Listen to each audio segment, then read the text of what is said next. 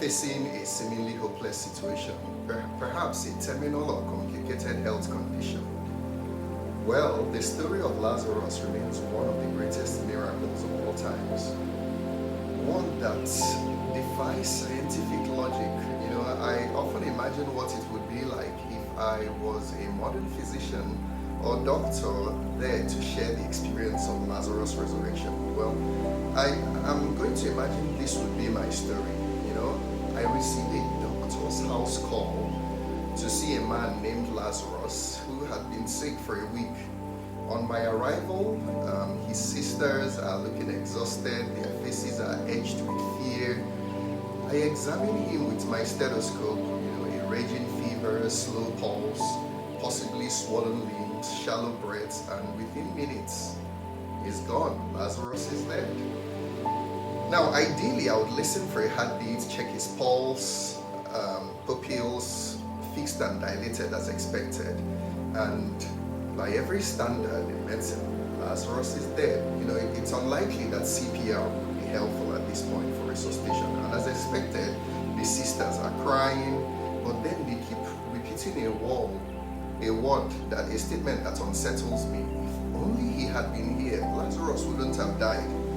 Now, they aren't talking about me or medicine. They are speaking of a man called Jesus, who I probably must have heard about his performing insane miracles, healing sicknesses and diseases without medicine.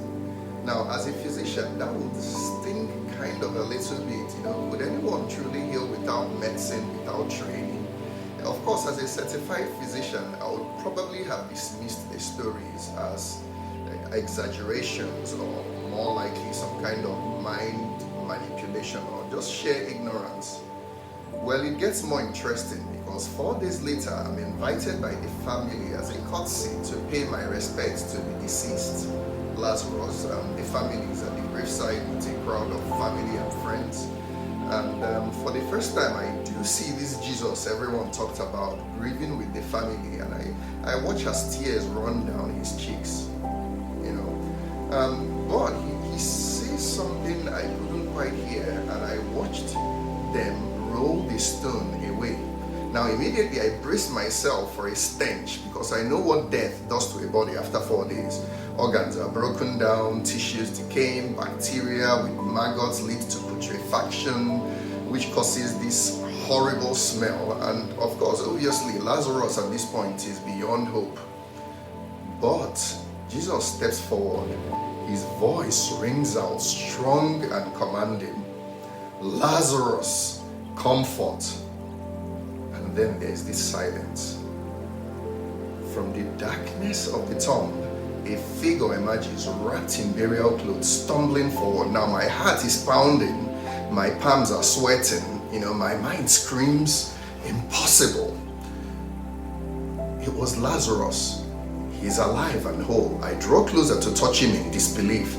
His skin is warm, his eyes are clear, the signs of illness is gone, as if he's never really been sick.